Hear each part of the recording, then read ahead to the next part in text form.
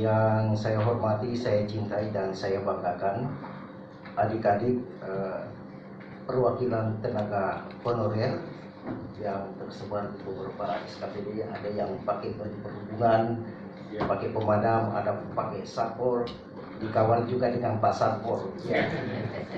Assalamualaikum warahmatullahi wabarakatuh. Jadi sebelumnya saya mohon maaf kalau sedikit agak terlambat hadir dalam pertemuan ini, karena hari ini juga sebenarnya ada sosialisasi LPPD. Saya tadi baru persiapan menghadiri acara ini, namun karena surat pertemuan kita pada hari ini baru kami terima pada pukul 10, ya pada pukul 10, sehingga saya izin tidak mengikuti acara sosialisasi LPPD, dan saya lebih memilih hadir di tempat ini. Jadi kami sangat menghargai forum ini, dan tentu yang pertama kami ingin sampaikan kepada adik-adik. Yang pertama, kami memberikan apresiasi dan penghargaan kepada adik-adik yang telah menyampaikan aspirasi pada hari ini. Dan izinkan saya pada kesempatan ini memberikan penjelasan singkat. Ya, yang pertama dulu saya memberikan penjelasan terkait dari... Kalau tadi yang menyampaikan aspirasi Pak, memang saya sengaja memberikan waktu singkat karena sudah ada. Tapi kalau kita berharap yang agak panjang lah, supaya betul-betul diresapi, dipahami. Jangan singkat, silakan. Baik pimpinan. Ya, jadi yang pertama saya sedikit ingin memberikan penjelasan singkat dari aspek regulasi, dari sisi regulasi ya terkait pengadaan pegawai pemerintah dengan perjanjian kerja ini. Saya kira tadi sudah disinggung sekilas baik oleh pembawa aspirasi, perwakilan aspirator maupun Pak Ketua juga sudah menyampaikan secara sekilas dari aspek regulasi. Nah, memang untuk proses rekrutmen pegawai pemerintah dengan perjanjian kerja ini itu memang sudah diatur dalam beberapa regulasi. Ya, yang pertama itu sudah diatur di dalam peraturan pemerintah nomor 49 tahun 2019 tentang manajemen P3K. Jadi pada pasal 2 PP 49 tahun 2018 ini disebut tegas bahwa jabatan aparatur sipil negara yang dapat diisi oleh P3K itu hanya meliputi jabatan fungsional dan jabatan pimpinan tinggi. Kalau JPD ini tidak ada di daerah Pak, biasanya ada di pemerintah pusat. Itu di PP 9. Kemudian dari PP 9 ini di-breakdown ke dalam Perpres, ya, Peraturan Presiden nomor 38 tahun 2020. Ya, Perpres ini mengatur tentang jabatan yang dapat diisi oleh P3K.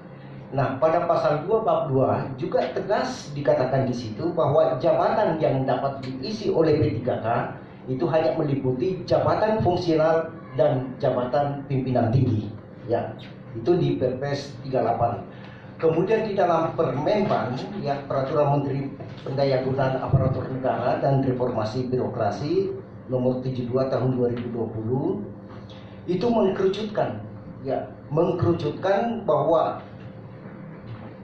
pengadaan pegawai pemerintah dengan perjanjian kerja itu hanya dapat mengisi jabatan fungsional yang meliputi jabatan fungsional guru, jabatan fungsional dosen, tenaga kesehatan, dan penyuluh pertanian.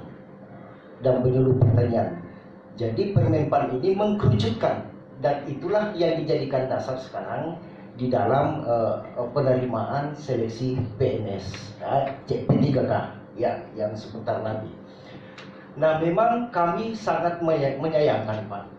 Memang kami sangat menyayangkan dari sisi regulasi ini hanya membatasi pengadaan P3K itu hanya untuk jabatan fungsional. Padahal kebutuhan kita di pemerintah Kabupaten Bone ini bukan hanya jabatan fungsional, tetapi kebutuhan kita juga tidak termasuk jabatan administrasi, ya, jabatan teknis administrasi. Nah, sekarang ini ya kekurangan pegawai kita itu hampir 7.000 Pak. Hampir 7.000. Nah, untuk menutupi kekurangan pegawai inilah kami merasakan keberadaan adik-adik sebagai tenaga honorer itu yang melengkapi, yang mengisi kekurangan itu. Ya, kami juga sangat merasakan, Pak. Dan sangat kami sayangkan bahwa dari sisi regulasi, pemerintah pusat membatasi pengadaan P3K ini hanya untuk jabatan fungsional. Ya, sekali lagi bahwa Pemkab Bone ini, Pak, memang juga sangat membutuhkan tenaga teknis administrasi seperti adik-adik ini. Ya, seperti adik-adik ini.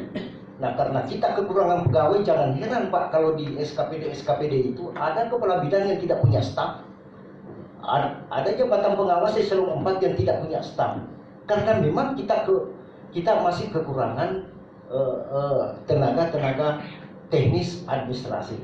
Nah, yang kita sayangkan itu karena dari sisi aturan itu memang membatasi.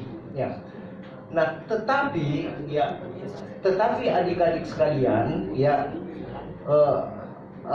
walaupun pengadaan P3K itu membatasi dari tenaga teknis administrasi, tetapi masih terbuka peluang adik-adik sekalian ikut di dalam formasi CPNS. Ya, formasi CPNS ya sebentar. Tapi memang formasi CPNS ini juga diikuti dengan syarat-syarat yang sangat selektif, termasuk guru. Nah, tetapi satu hal yang terbaik yang kami lakukan ini, kami bersama DPRD akan mengawal dan akan menyampaikan aspirasi adik-adik, baik itu di forum tingkat regional maupun di forum tingkat nasional.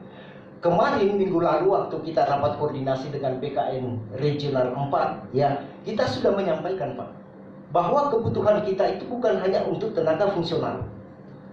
Ya. Kebutuhan kita ini juga kita masih sangat membutuhkan untuk tenaga teknis administrasi. Boleh bayangkan, Pak, Bone ini kekurangan 7.000 pegawai. Untuk mengisi jabatan eselon 4 saja, Pak, susah sekali. Jadi jangan heran kalau masih di kelurahan, di kecamatan, bahkan di SKPD masih ada beberapa yang kosong. Karena kita kekurangan itu. Jadi bukan kita hanya kekurangan tenaga fungsional, tetapi juga tenaga teknis administrasi. Ya, itulah sebabnya keberadaan adik